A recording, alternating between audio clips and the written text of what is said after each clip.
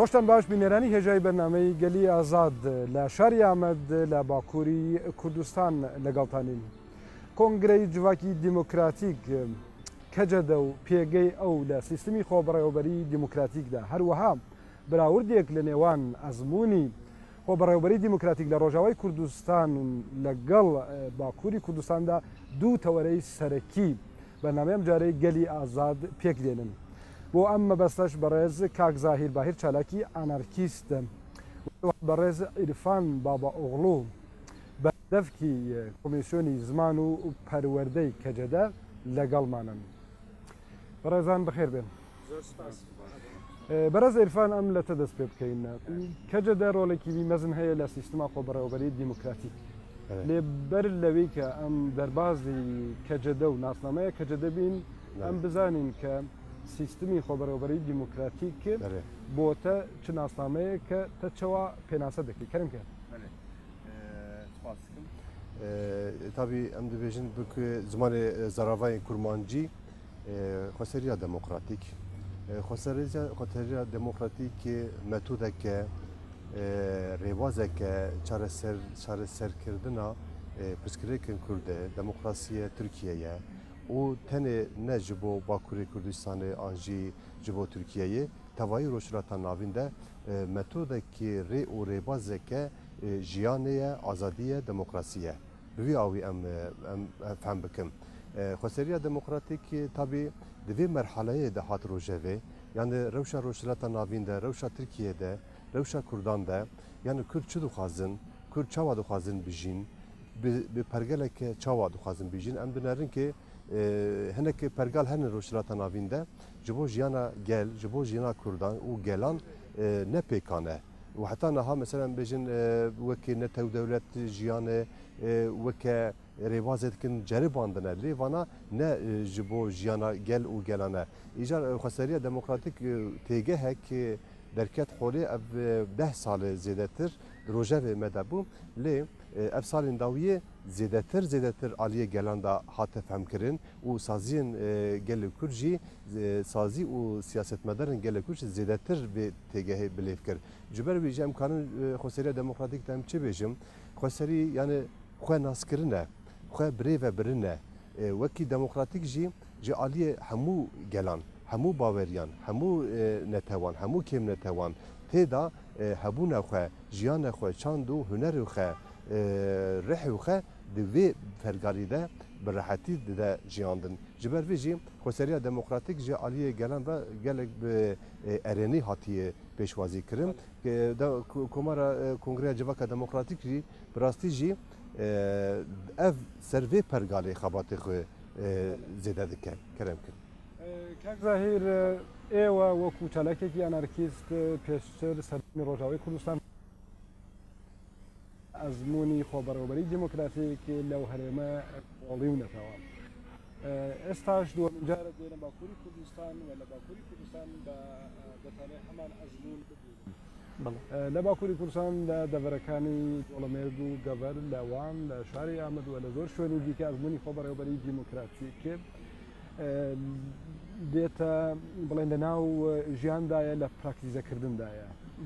ئێوە لە سۆنگەی ئەزمموی خۆتەوە سیستمی خۆبڕێوەبەری دیموکراتیکتان چۆن دیوە لە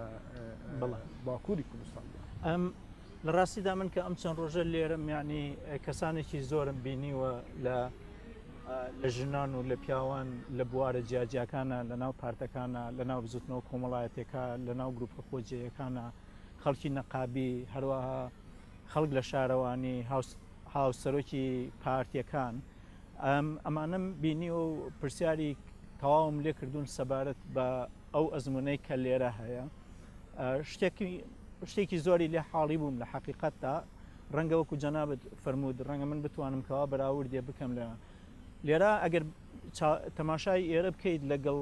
کوردستانی بڵێن لەگەڵ ڕۆژاوە بە دڵنیایەوە لێکچوون هەیە و هەروەها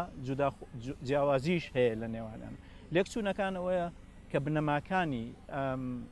خۆسەری دیموکراتی یەکێکن، بنەماکانی یەکێکن، یعنی مەبەست کاڵێمێکێکن هەمان بنەمایان هەیە، کاڵێم هەمان بنەمانەیە مەسا گروپی خۆجیایی هەیە، ئەنجومەنی گەل هەیە، دوا بەدوای ئەوە مەسەلەن خەڵکێکی زۆر لە هەموو جێندەکان و لە هەردوو جێندەکە و لە هەموو خەڵکانی جیا لە کەمایەتی نەتەوایەتەکان و لەو کەسانەی کەوا دینیشیان جیاوازە بەشداریان کردووە و سەرباقی ئەوەش یعنی گۆڕانکارەکان هەردوو لایەن باوەڕیان بەوە هەیە کە گۆڕانکارەکان بێ گۆڕانکاری کۆمەڵایەتی بێ و ئەبێت لە بنی کۆمەلگاوە بێت و ئەبێت لە هەموو بوارەکانی شابێ وەکو پێشتریش ئاماژەمان پێکرد لە بەردەمانەکانی پێش لە وتارانەشی کە نووسیومە و دوا بەدوای ئەوەش لە هەمووشی گرنگترە ئەوەیە کە هەردوو لایەن باوەڕیان بەوە هەیە کە ئەو بڕیارانەی کە ئەدرێ بڕیاری خەڵکی بێ کە ئەش لە ڕێگای ئەو ئەنجومەنە گەلەیە کە خۆیان دای ئەبەزیێن و دروستی ئەکەن لە دیەکانە لە گوندەکانە لە گەڕەکەکانە لە شارەکانە لە هەر شوێنێکا بێ بێگومان زۆر شتی تر هەیە وەکو مەسائلی پرینسپل یەک ئەگرنەوە بەڵام جوداییش هەیە جوانی ئەم جوداییەش بەڕای من لەوایە کە ینی ئەوەیە بیرۆکەکە نابڕێ بەسەر واقعەکە بەسەر کەتوارەکە بەڵکو واقعەکە خۆی بیرۆکەیەک دروستەکە کە لێرە چۆن ئەم مەسلەی بڕوا بەڕێوە لە باکوور و لەوێش چۆن ئەو مەسلەی بڕوا بەڕێوە یعنی ئەمە وای لەوە کردووە کە یعنی تا ئێستا خۆشببختانە هەردوو بزوتنەوەکە بە ئیتیجاهێکی بەڕێڕەوێکی ڕاست بڕوا و دروست بڕاوە تا ئێستا سەرکەوتوو بووە تا ئەم مینە بێگومان هینەکە شەگەڕێتەوە بۆ ئەوەی کەوا خەڵکێکی بێگومانە مەسلەکە شەگەڕێتەوەی کە خەڵکێکی زۆر باوەڕی پێ هەیە و خەڵکێکی زۆریش ئامادەیە کە خۆبەخشانە کاری بۆ بکەن لێبراوانە کاری بۆ بکەن و دوای ئەوە خەڵکەکەش بێ لەوەش خەڵکەکە باوەڕشی بەوە هەیە کە ئەم مەسلەیە ئەبێت تێکڵاو بکرێت لەگەڵ خەڵکی ترا لەگەڵ خەڵکی بە دینی جیاوازەوە بە کەمایەتی نەتەوەی جیاوازەوە بە بیر و باوەڕی جیاوازەوە ئەمانە هەمووی وای لەوە کردووە کە بزوتنەوەکە بەرەمە جیاوازەکانی بە دڵنیاییەوە جیاوازی هەیە جیاوازەکان ئەوەیە لەوێ ئەبینین لە ڕۆژئاوا ئەبینین یعنی دەوڵەت نییە دەوڵەت نەماوە لەوێ ئەنی خەڵکی لەوێ دەستی کراوەیە بۆ دروستکردنی ئەنجومەنی گەلی گروپە خۆگەلەکان یعنی هەموو شوێنەکان بەدەست خۆیانەوە شارەوانەکانە دەستگا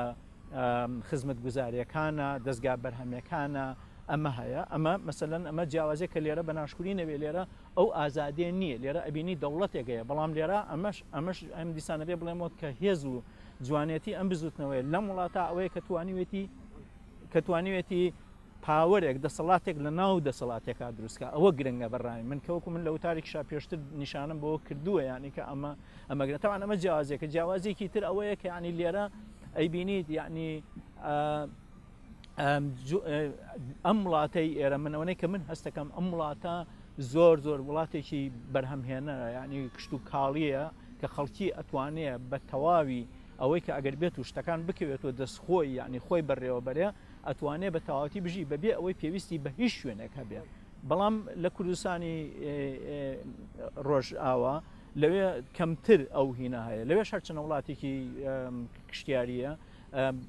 لە لایەکی تر ئەوان دەوڵەمەندترن بە سامانی نەوت و غاز و کبریت و ئەمانە ئەمەش ینی ئەمەش جیاوازێکی ترە جیاوازی کەجەدە کۆنگرەی جوواتی دیموکراتیک ڕۆڵێکی هەرە مەزن لە ناو خۆسەریە دیموکراتیک دەبینە کەجەدە پرجار دێت بێژین لە هەر تێکۆشانن کە گرێدرای خۆسەری دیموکراتیک هەبە کەجەدە سنترۆمە لێ ئەم بزانین کەجەدە چییە کەجەدە چەوە هات ئاواکردن و کەجەدە لە چ بێژین پێکاتەوی چاوایە کەرە نها کەک زاهیر وەک زاراڤای سۆرانی گوت من فهم کرد یعنی تابی بەسا خۆسەریە دەموکراتیک کرد بەسا رول و میسیۆنا کەجەدە کرد و احتیاجیەکی خۆسەریە دەموکراتیک کرد نها با میمە حرەکەتên ئازادی ئەم بێژین یا da siyasetên Kurd wekî pergala xweseriya demokratîkê ev 10 salê behs dike 10 salê wekî teorî wekî îdeolojîk tîne ziman lê bûyerên dawî cimara viya pir xweş nîşan da ku xweseriya demokratîk ne tenê teoriye yan jî tespîtekê îdeolojîk e ihtiyacekê jiyanê ye deviya 2011 de kêcede got ku em li Bakurê Kurdistanê jî xweseriya demokratîk dixwazin û wekî şêweyeke îlan kir kongreya nava kongreyê de îlan kir lê herî zêde ihtiyaciya xweseriya demokratîk li Rojavayê derket holê Rojavaya Kurdistanê alîkê دەسەڵاتدارên Şamê heye alîkî li hemberî viya دەسەڵاتدارê din henin her du jî dişibin hev her du jî muxalîfê hebin û navbera wan de şer heye em bêjin yekî hêza yekemîne xêza duyemîne Xweseriya Demokratîk di vê derê de her du jî qebûl neke Xweseriya Demokratîk wek xêza sêyemîn derket xolê ev jî li gor ehtiyacê jiyana gelê bû di wê derê de Xweseriya Demokratîk ev neh xalên wê neh rêgezên wê di wê derê de hat jîn yani aliyê siyasetê aliyê aborî berê ez ê werim bira ez ê werim bira yani Xweseriya Demokratîk ji bo wî ji bo ku gelan dahatiyo xwe re hakîm bibin ji bo ku pêşerojê de ehtiyacê netewên yek netew nebîne û dewletên biyanî nebîne ev ya alternatîfekî mezin derketiya holê na kece de jî xwediyê vê alternatîfê dike kece de 2007 da ava bû avakirinê xwe temam kir îcar tabî tevayî Tirkiye'de rêxistinê xwe bi gor tevayî Tirkiye ayar kiribû yani li delegeyên wê em li Amedê hebû hem li Colemergê hebû hem li Çukurova hebû hem jî İstanbul wan derine hebûn daîmî meclis hebû yani meclisa domdar em dibêjin hevsid û yên wê hebû ew delegeyên salî du cara dihatin bahev di nava wan delegeyan da di kongreyan da sedû yek kes wekî meclisa domdar hatibû hilbijartin ew meclisa domdar her mehê diciviya her mehê ser siyasetên Tirkiyeyê bûyerên qewimiye çi bibe ji bo wî biryar dida dîwana serokatî jî van biryarana birêve dibir pêk danî lê salên dawî hinekî guhartinekî balkêş çêbû dixwazim behsa viya bikim yani ji bo ku zêdetir Kongreya Civaka Demokratîkî balê bişîne zêdetir bikaribe Xweseriya Demokratîk ava bike hinek nava xwe de guhertinek çêkir ev guhertin çi bû biborim guher xwe birêxistin kir yani ji Entabê bigire heta Colemergê ji Dêrsimê bigire heta bajarên Botanê delegeyê xwe jî li gor wê saz kir li gora vê sazbûna nû 500 kes delegeyê xwe hat hilbijêrt di nava vê 500 delegeyan jî aniha 11 kes ew heye dîwana serokatî heye û hevserokan henê tevê wan dibe 13 kes ev 13 kes biryarên kongreyê birêve dibe dişopîne îcar berê mesela salî du cara derege kom dibû aniha sê meha carkî delegeyên tên bahev bi vêya wî sê meha carkî were bahev zêdetir ser bûyerên kanî dîtinê xwe eşkere bike yan jî biryarê nû bigire ji bo wî jî xebatê xwe bi vêya wî dewam dike lê hemû xebat ser bingeha komisyonan dimeşe yani wekî parlamentoya wek parlamentokî bifikire yani em bêjin parlamentoya Swêdê parlamentoya Ankara çawa dişoxunim yani wekî parlamentoya heremî difikire yani mentalîte wîsaye ev parlamentoya da jî xebat hemû komisyonan ser komisyonan diçe komisyona me jî çarda hep komisyona me heye yani komisyona çandî komisyona hunerî komisyona aborî û siyasî û aşitî vesaire çarda komisyon heye ev komisyon her meh dicivin her meh li gor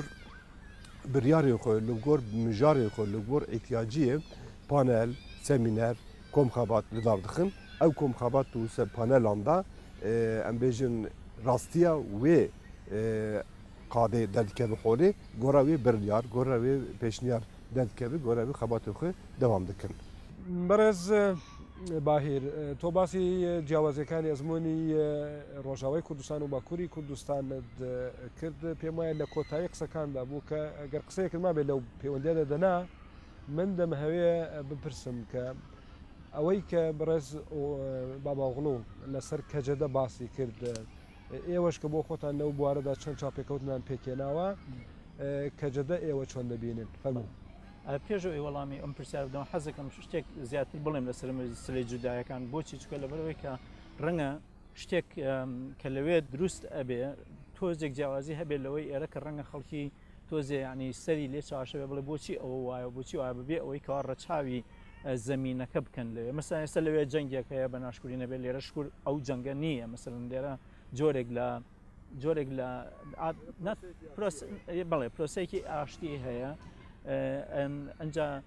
ئەمەش نقطەیەکی ترە مەسا نقطەیەکی تر ئەوەیە لەوێ خەڵکی لە حەقیقەتە بە حکمی ئەوەی کە 2 ساڵە خەریکی ئەو بەڕێوەبەرێتن و دەوڵەت لێی چۆتە دەرۆخ تاکەکانی ئەوێ زۆر هێنترن یعنی زۆر متمانیان بەخۆیان زیاتر هەیە لە بردنە پێشەوەی ئەو ئەزمونە بە تەکید ئیشێکی زۆریشی بۆ کراوە لەو بوارە بەڵام لێرە بە حکمی ئەوەی کە دەسەڵات هەیە و سەرکوتکردن هەیە و ئەمانە هەیە و دوای ئەوەش لەبەرەوەی کە سەرمایه‌داری لێرە زۆر پێشکەوتوت درە تاکو ئەوێ لەبەر ئەوە لێرە کارێکی زیاتری هەیە ناڵم خەڵکی متمانیان بخۆیان خەڵکی متمانیان بەخۆیان هەیە بەڵام ئەڵێن پێویستمان بەوەی کاری زیاتر ئەگەر بێمە سەر وەڵام ئەگەر بێمە سەر وەڵامی پرسیارەکە لە حقیقەتە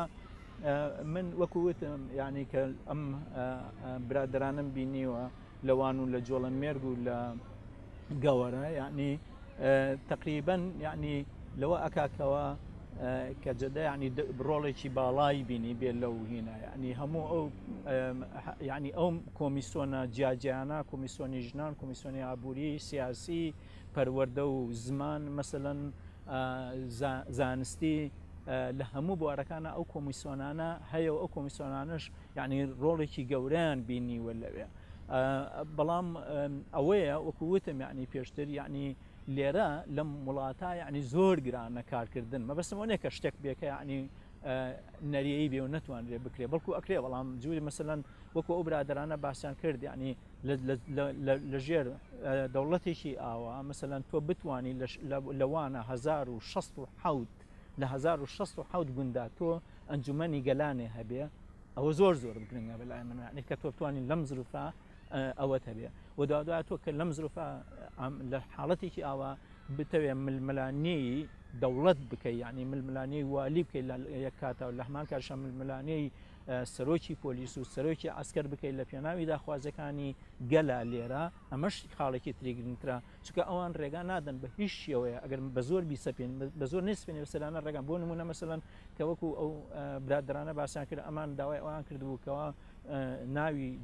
شەقامەکان لەوانە بگۆڕێ بە ناوی کوردی و بچێتەوە سەر ناوە ئەسڵەکەی خۆی مەسەلەن یانێ بەڵام ئەوەیە مەسەلەن شارەوان والی ئەوێ سەرۆکی پۆلیس هین نابێ ڕازی نابێ ئەنجا تۆ هەتا نازانم جەنابیشی بە تەئکید ئاگداری هەتا ڕۆی لێرەوە لە ئامێد و ڕۆی بەرە و ئەولاتر یعنی مەسەلەی گردبوونەوەی هێزی ئەسکەری دەوڵەتی تورکی زیاتر ئەبینی و یعنی مەسائلی پرسیارکردن و هەرسکردنی خەڵکی لەو مەجالا زیاتر ئەبینی حتا لە شاری گەوەرە و لە شاری جۆڵەمێردوانە تقریبا وەکو منتقەیەکی حرامکراو وایە کە لە منتقەیەکی کەجەدە یعنی ڕۆڵی کەجەدە لە سیستمی خۆبەڕێوەبەری دیموکراتیکدا بەوەی کە بەڕێز بابەغڵو باسی کرد کەجەدە چییە پێت وایە کەجەدە دەتوانێت چ ڕۆڵێک لە چەسپاندنی خۆسەری دیموکراتیکدا بگێڕە بە کورتی بەڕای من کەجەدە ئەتوانێت هەمان ڕۆڵی تێفدەمی ڕۆژئاوا ببینێ یعنی وەکو بڵێن کە دەستگایەک بێ مەبەستمەوە نیە وەکو دەستگایەکی بیرۆکراسی لەسەرەوە بەڵکو دەستگایەکی دیموکراتی لەسەرەوە کە ئەو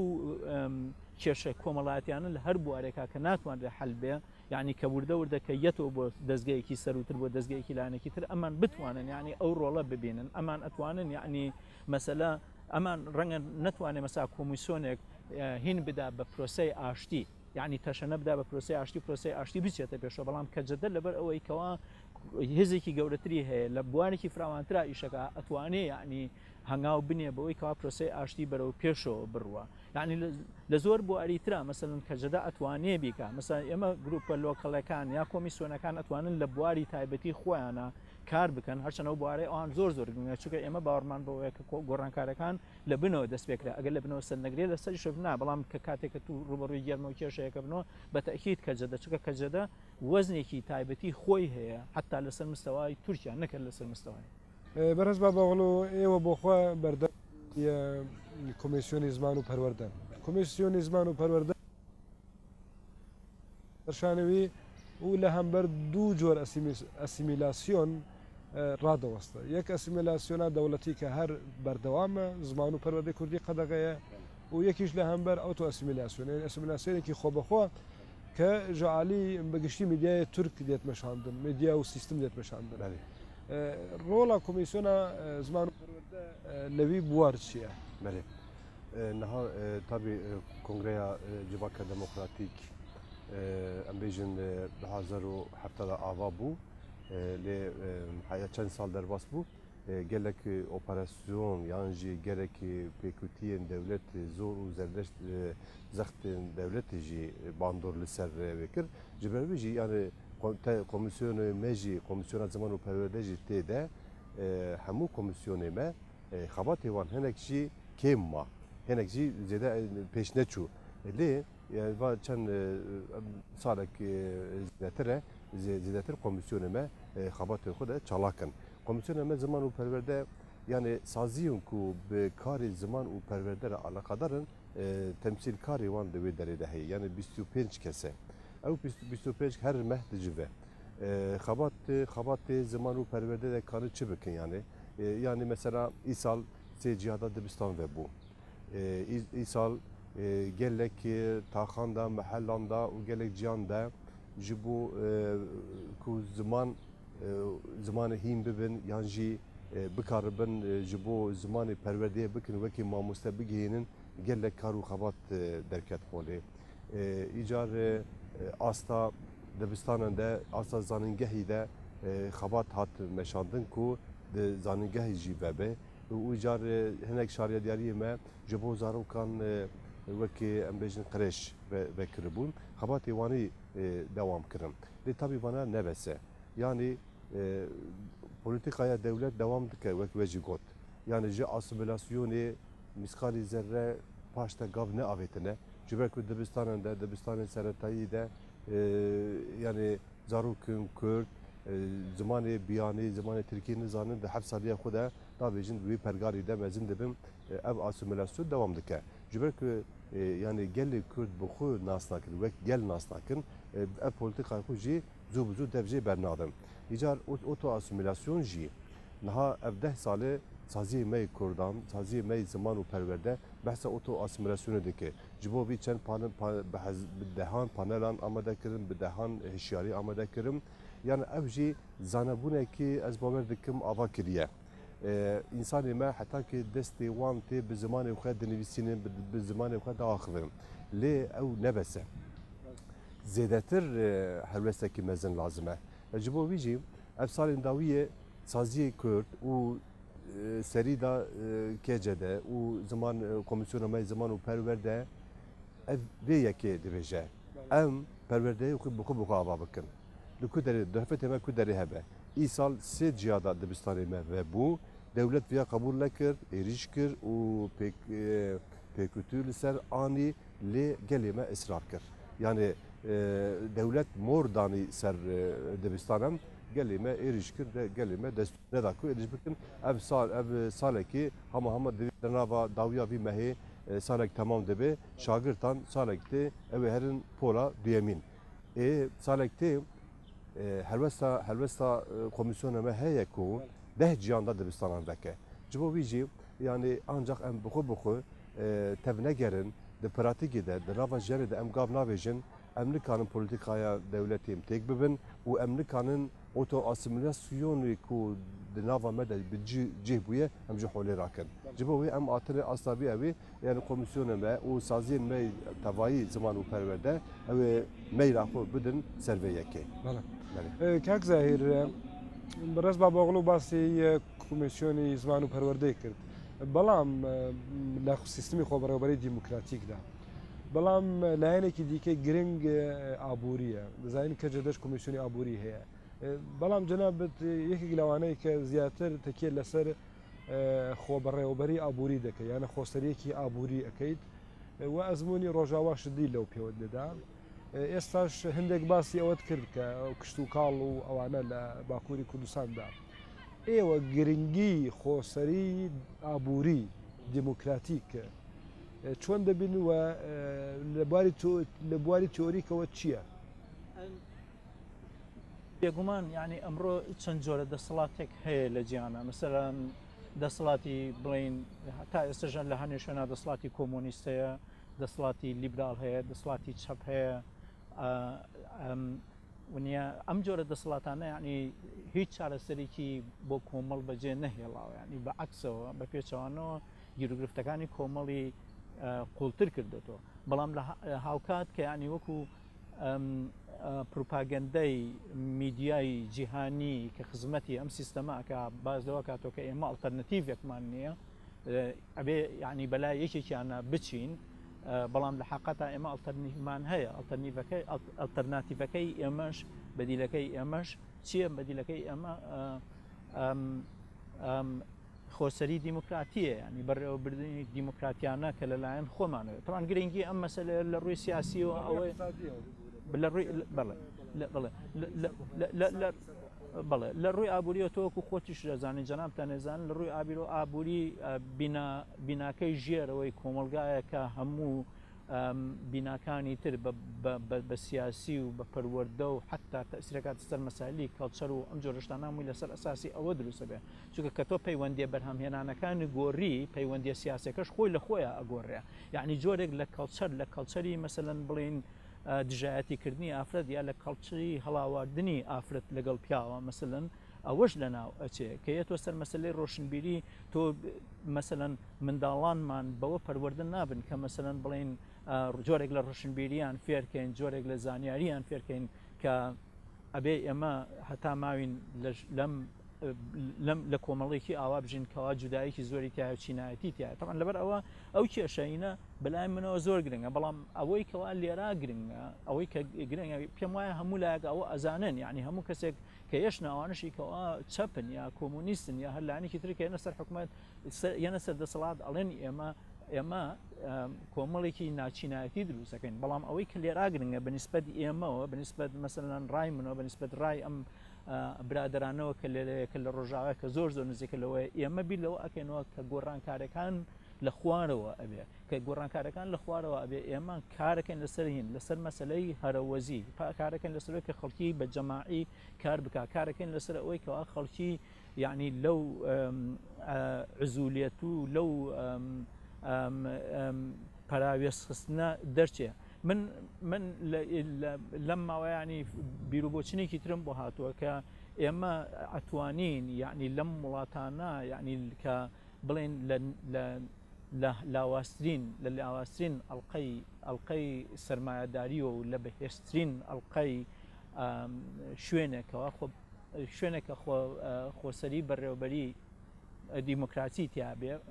لەوێ ئەتوانین دەست پێ بکەین. لەبەر ئەوە مەسایسە تۆ تەماشاکەی ئەمە لێرەوە دەستی پێ کردووە، ئەویش بەوەیەکەوە لە ئەنجومەنی گوندەکان کە دروست بووە، ینی ئەمە هەوڵ ئەدرێکە ینی ئەو ئابووری کە هەیە لە ناوینا کە جۆرێک لە ئابووری هەرەوەزی دروست بێ، کە جۆرێک لە هاوکاری هەرەوەزی دروست بێ، ئەو جۆرە ئابووری هەرەوەزەی کە دروستە بێت لە وڵاتە وای لێیە کە نەک هەر ئەوەی کەوا ئەو جیاوازە چیناتیان بەڵکو کاریگەریەکی گەورەشی ئەبێ لەسەر مەسلەی ژینگە و مەسلەیەکی ئیکۆلۆژی زۆر گەورەش ئەبێ لەو بارەیەوە. لۆژیشمان هەیە بەرز بابەغڵ و فوارێن پەرتوک بۆ یەکەم جارە ژالی کوردان لە دەروەی سیستمی دەوڵەت دێت چێکردن و لە ڕاستیدا ئەو بێژین میناکێکی خۆسەریات دیموکراتیکە ئێوە وەکو کەجەدا ینی ئەو هەوڵدانێکی وسا بێژین لە دەروەی دەوڵەت دێت چێکردن و هەوڵدانم دیکە وەکو کۆمیسیۆنا پەروەردە باسی چەند ئاواکردنا بێژین دەبستانان کرد بە گشتی هەوڵدانن کە کەجەدە پێشە ڕۆژ لە بەروی هەیە چنە عالیە دەبستانان بەڵێ لە عالیە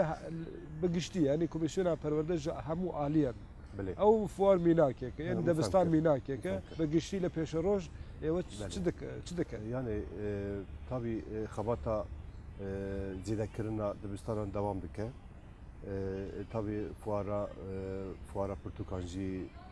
ئایا کەمین مهمە گرینگە یان پێشە ڕۆژێدا ئەبیان لە ئامەدێرەدار بوو ئەمە لەوانێ هین فوارە وانێ ناتی لەداخستن لەوانێژی و باژارێن دناجی مەریکانێ هەول بدە زیدە ببە ئەو یەک ئەدوو کۆمیسیۆنە بە تایبەتی 21 سباتێدا ڕۆژە زمانێ دایەکی ئاجیهانێدا بریارێکی گرنگ ئەشکەرە کرد بە ڕایەک گشتیرە دوێ بریاریدا بان کرد گەلێک زمانێک هەر دەریدا خوری دەرکەوێت û saziyên Kurd û tevî şarevanî şaredariyan Kurd wekî dîtbarî, wekî tabela, wekî li her derê de bira însanan zimanê xwe bibînin berê. Ev ya pir mühîm e. Yani em derin bajarekî bira bir bajarê Kurd û Kurdistanê hem bikin vê derê Kurdistan e. Ne Konyayê, ne bajar Rojavaya Tirkiyeyê. Bira fehm bikim. Ev fehmkirin çawa bibe wexta te hatî bajêr hemû tabelayan, hemû dikandaran, hemû derê loqantaya di fîş û kaxiza wan kurmancî bibe, Kurdî bibe, pir zimanî bibe. Pir zimanî bibe, çaxê fehm dikin ku vê derê Kurdistan e. Yani ev ya wextekî ber kurmancî yan jî pir zimanî ber çavê meriya da bibe mejiyê ew kesan jî wisa ew bifikire ew zêdetir meyra xwe bide ser zimanê Kurdî. Yani pêşerû jî de xebatê ve ser vê ew ê hinekî tev bigere. Tabii yani xebatê qursa ziman gelek ciyada tê vekirin îcar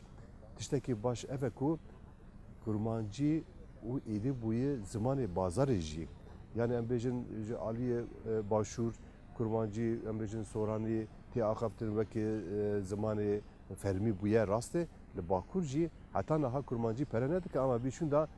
pere jî dike. Gelek însan ji eleqeya wan bi siyasetê jî tuneye wekî pîşeyê radibin, kurmancî hîn dibin, mamoste dibin. Ew jî zanin ve femkirin ku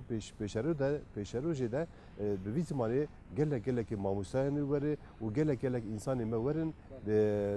vî zimanê bi kar bînin ew ji wan re lazim bibe. Yani ev jî xebatê me jî li gor vê ew ê ji bo ku pêşerû jî de amadehî bibe. کاک زاهیر باسی ئکۆلۆژی کرد یعنی بڵین ناوەکەت هێنا بەڵام دزین ئکۆلۆژی بنگەیەکی گرنگی سیستمی خۆبەڕێوەبەری دیموکراتیکە لە ڕۆژاوای کوردستان تۆ ئەوێت دیت ئێستا باکووری کوردستان دەبینی بەڵام باشووری کوردستانیشمان هەیە بەڕاستی تێگەیشتن بۆ ئیکۆلۆژی ینی نەتەنها وەکو بڵین بایۆلۆجی وەکو سیستمی ئۆکۆلۆژی وەکو تێگەیشتن وەکو فکر ئێوە ئەگەر بەراوردێکی هەر سێ پارچەی کوردستان بکەن یانە ئەلبەتە لێرە ڕەنگە زەحمەت بێەوەی چون دوو جاراتون بەڵام لە ڕۆژاوە زیاتر ماونەتەوە و باشووریش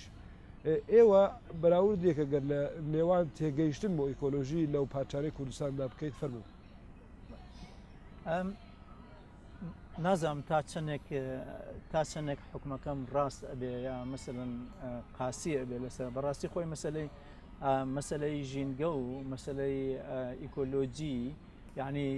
لە باشوورا بڵێن لە کوردستانی ئێمە بە ناشکری نەبێ بە تەواوەتی فرامۆشکراوە و هەر ڕەنگە خەڵکێک هەبن یعنی هەستی پێ ئەکەن پێم وایە هەموو کەسێک لەوێ هەستەکە بەوەی بە کە ئەم مەسەلەیە چەندێک گرنگە بەڵام وەکو جەنابیشی ئاماژەت پێکردی یعنی خۆی جوانی فکری خۆسەری دیموکراسی بەڕێوەبردننی دیموکراتی خۆ بەڕێوەبردننی دیموکراتی لەوەدایە کە یعنی لایەنەکانی ژینگە و ئیکۆلۆجی و ژیانی خەڵکی و لە هەموو ڕوویەکەوە بە یەکەوە زۆر گرێدراون یعنی بەعکسی بزنسەوەیە مەسەن بەڵام ئەمڕۆ یعنی تۆ ناتوانانی لەلایەکۆ ئەمەوێ بیبەمە بۆ باشوور تۆ ناتوانانی لەلایەکۆ مەسەن ڕێکلامە بۆ بزنسکەیت و بتەوێ هەرچی شەریکاتی گەورە هەیە لە کوردستانە لە باشوورە نزیکی کەیتۆ لە پێناوی بەرژەوەندی تایبەتی خۆی و دەستکەوتنیوانە و هەموو شوێنێک هەڵکەنی بۆ بیری نەوت و ئەو لە لایەکی تریشۆ بڵێ من ژینگە ئەپارێزم لە لایەکی تریشۆ بڵێ من ڕێکلامە بۆ ئیکۆلۆجی ئەەکەم و ئیکۆلۆجیە بێوا بێت و ئێمە بایەغ بدەین بە مەسەلەی ئیکۆلۆجی یعنی ئەمە شتێکە کە نەک هەر لە کوردستانی ئێمە بەڵکو لە ئەوروپاش و لە ئەمریکاشە ئەوە هین بووە یعنی ئەوە چی پێڵێن یعنی سەلمێنراوە بەڵێ سەلمێنراوە کە مەسەلەی بزنس و مەسەلەی ئیکۆلۆجی و مەسەلەی ژینگە بە دوو خەتی تەریب ئەڕوا قەت ممکن نییە یعنی بگەن بە یەک یعنی ئەمیان لەسەر حسابیانە لەبەر ئەوە من نامێ زیاتر لەسەر مەسەلەی باشوور بکار بکەم لەسەر مەسەلەی کوردستانی بڵێن ڕۆژئاوا یا ڕۆژاوای کوردستان لە حەقەتا لەوێ جۆرێکی ترە لە حەقیقەتا لەوێ یعنی خەڵکی بەتەنگ ئەم مەسەلانەوە یەد یعنی وەکاری بۆ ئەکەن بەڵام لەوێ یعنی مەسەلەکە ئەوەیە کە ئەیانویست کارێکی زۆر گەورەی بۆ بکەن بەڵام ئەویش ئەوەیە یعنی لە هەموو مەجالێکە هەوڵ بدەن لەو مەسلەی ژینگە و لە مەسلەکانی ترا من بینیم لە ئێمەساکە کۆمیۆن دروست بوو مەسا گروپ دروست بوو کە باسییان لە مەسلەی ئیکۆلۆژیە کرد کە چۆن ئەو مەسلەیە ئەتوانن گرێ بدەنەوە بە مەسلەی هینەوە بە مەسلەی خۆبەرێوەبەریەوە یا خۆسەری دیموکراتیەوە بەڵام لەگەڵ ئەوەش یعنی ئەو بوارە ئەوەنەی کە من لێ بینیم ئەو بوارە نەڕەخساوە چکە ناحەقیشیان نییە ینی ئەوان لە هەموو لایەک و تێکڵاوی لە لایەک و تێکڵاوی جەنگ بوون لە لایەکی ترۆ مەسەلەن هینێکی گەمارۆیەکی ئابووری و گەمارۆیەکی سیاسی و گەمارۆیەکی کۆمەڵایەتیان لەسرە لە لایەکی ترۆ مەسەلەن تەماشا ئەەکەی هەتا ماوەیەکیش هاوکاری و هاوپشتی جیهانیان نەبوو لە دوای مەسلەی کۆبانی ئەو مەسلەیان بەڵام من پێم وایە لەوێش ینی ئەگەر بێت و سەریان بپەرژێتە سەر خۆیان و تۆزێ مەسلەکە ئاسانبێتەوە مەسلەی ئیکۆلۆژی مەسلەیەکی گرنگە چکە ئەوە یعنی لە دەستورە ینی ئەوە مەسلەیەکە کە ئەبێ بە چکە مەسلە ناتوانانی تۆ بایەخت هەبێ بۆ مەسلەی خۆ بەڕێوەبەری گەلی یا خۆسەری دیموکراتیانە بەڵام بایەخت نەبێ بۆ ئیکۆلۆژی بۆژین کە چکە وەکو وتم یعنی تاوکەری یەکدین لێرە ئەو مەسلەی باشتر ئەبینی چکە من ئەوەی کە لەوێ لەگەڵ هەواڵێکە لەوێ قسم کرد لە جۆڵەمێرگ وەکو باس ئەەکەن یعنی لەم وڵاتەی ئێمە لەم باکووری کوردستانە یعنی پایلۆت دانراوە پایلۆت یعنی ڕابەرایەتی بەشێک لەوەی کە کۆمەڵ پێویستی مەسا ئێستا وەنەی کە من بزانم ئامێت ڕابەرایەتی مەسلەی ئابووریەکە پایلۆتە لە مەسلەی ئابووریە نازانم مەسلەی تاقیکاری پرۆژەی بڵێ ببوورە من تۆ کوردەکە زۆر باشتر من پرۆژەی تاقیکاری لێرە هەیە مەسا ئێستا لە هینە جۆڵەمێرگ دانراوە بە پایلۆتی ئیکۆلۆجی یعنی لەوێ من چەند کەسێکم بینی یعنی لە حەقەتا خۆیان توانای ئەویان هەیە کە یعنیوانەوە زۆریشیان کردوێت لە مەسەلەی ئیکۆلۆجی و لەو بارەیەوە من دڵنیام لەوەی کە ئەگەر ڕێگان پێ بدرێ و پرۆسەی ئاشتی بەرەو پێشەوە بڕوە بە تاکید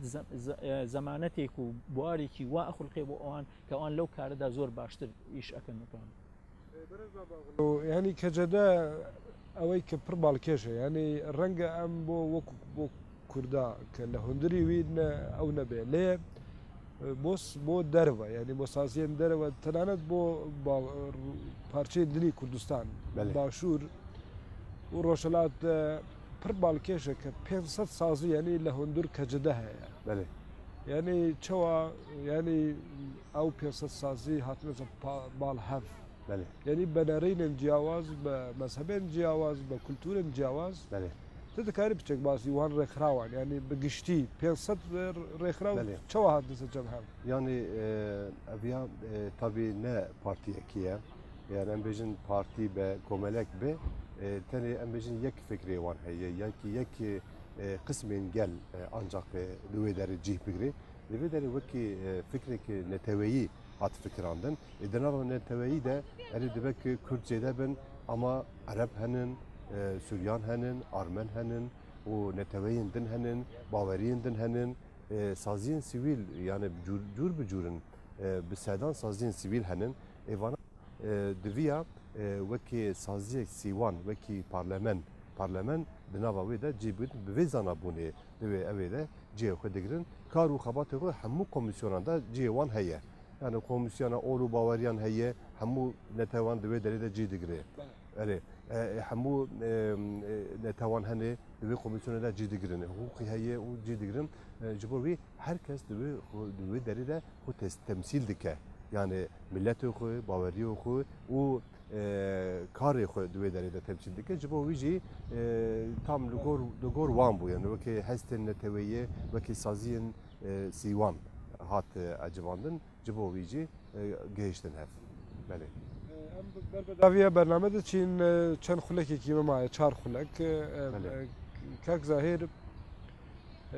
berez babaxlu basî kecedeyê kir ke li 500 rêkiraw pêk diyete êweş yekek lew çalekanan anarkîst ke giringî be rêxirawî lokala bir yani be rêxistinê lokaliyê de êwe bi giştî yani rêxistinê lokalî û rêxirawî cor be cor çod dibînin هەڵبەتە من بەڕای خۆم یعنی چکە من ناتوانم بەڕای هەموو ئەنارکیستەکان قسە بکەم خۆتی زانێ ئەوە بەڵام لە ڕای من و بەڕای ئەو کەسانەی کە نزیکن لە ئێمە یعنی شتەکان لە شتی لە یەکگرتنی خەڵکی لە مەسائلی تیوریە نابینی لە مەسەلە نەزەریا نابینین وەرن ئێمە دژایەتی حکوومەتی تورکی بکەین وەرە ئێمە دژایەتی حکوومەتی عێراقی بکەین وەرە ئێمە لەسەر ئەم ئەساسە ڕێبکەین کە حکوومەتێکی وا دروستکەین ئەبێ جوانێتی گروپە لۆکەڵەکان ئەوەیە لەسەر ئەساسی داخوازیەکانی کۆمەڵ ئیش ئەکا مەسەڵەن تۆ بڵێن لە دیەکە بڵێن لە دیەکە پارچەیە زەوی هەیە کە حکوومەت ئەوێ بیکا بە بڵێن بە سوپەرمارکێتێک وانە ئەوێ بیکا بە سوپەرمارکێت ئەوێ بیکا بە بنکەیەکی ئەسکەری لێرە مەسەڵەن لێرا شتێک هەیە کە حکوومەت نایە مەسەڵەن جامعەیە لەم شارا بکات تۆ بۆ نمونە ئێڵم ئەمە تۆ تەماشاکەی ئەم دوو سێشتەیە هەموو شتێک لەم وڵاتانە بەڕاستەوخۆیی کاریگەری هەیە لەسەر هەموو خەڵکەکە ئەو خەڵکە ئیتر یعنی کرێکار بێ جوتیار بێ دینی هەبێ دینی نەبێ عەرەب بێ کورد بێ یا هەرچی شتێکی تر بێت لەبەر ئەوە ئەمە داخوازیەکی ئەبێتە داخوازیەکی ڕۆژانەی خەڵکی کە خەڵکی خۆی یەک ئەگرێتیان لەبەرەوە گروپە لۆکەڵەکان لەسەر ئەو ئەساسی داخوازیانە لەسەر ئەساسی پێویستەکانی ئەو شوێنەی کە بۆی دانراوە چونکە جەوهەری ئەوینە کە ئەوەیە کە ئەڵێ جیهانیانە بیرکەرەوە و لۆکاڵیانە کار بکە کارکردنەکان ئەوەیە و لەبەرەوەشی کە باوەڕی بە گۆڕانکارەکان هەیە لە بنەوەی کۆمەڵ لەبەر ئەوە لەوێەوە دەست پێ ئەکات کە تۆ توانیت یعنی لەم گەڕەکە بتوانانی کە ئەو داخوازیانی ئەم گەڕەکە بێنیتە دوو لە گەڕەکانی ترا و لە شوێنەکانی ترا دوای کە ئیتر کە کۆنفیدراڵیەک دروست بوو لە نێوانیانە لەسەر مستەوای شارەکە ئەتوانی ئەو پێ اینجا لە شارەکانی ترا ئەتوانێت کە لەبەر ئەوە یعنی من بەش بە حاڵقۆمی هاوڕەکانی من ئێمە باوەڕمان بەو جیاوازیە هەیە و ئەو جیاوازیەش ئەساسە لەسەر مەسلەی یەکگرتنی خەڵکەکە لەسەر مەسلەی ئەو داخوازیانە و ئەو پێویستیانەی کە کۆمەڵ لەو شوێنە پێویستێتی کۆمنیتەکە لەو شوێنە پێویستی بەرز با باغلو وەختی مە قەدیا لێ خولەک شتێکی تە هەبێ کە باڵکێش بە یا تە بخوازی بێژی سازکردنا باکوری کوردستانەیە یعنی ez bawer dikim ser vê ehtiyacê hemû deverên Kurdistanê ji Başûr, Bakur, Rojhilat jî hewce dike ez bawer dikim rêxistinek wisa jî heye yan jî tune bijî hêdî jî çê dikin li tişeke zanin li ew heye Başûr heye Bakur heye Rojava heye Ewropa jî heye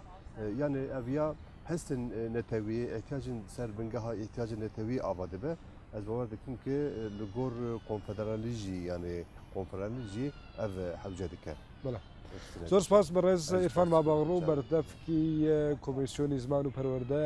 لە کۆنگرەی جوواتی دموکراتی کەجەدە زۆر سپاس بۆ تۆش بەڕێز زاهیر باهیر چالاکی ئەنارکیستە وەڵام بینەرانی هێژە لە پێشانگای کتێب لە سۆمەر پارک لە شاری ئامەد لە باکووری کوردستان لەگەڵتان بووین لێرە گەیشتینە کۆتایی بەنامەی ئەم جارەی گەلی ئازاد لە ئازادی بۆ ئازادی بژین ماڵتانەوە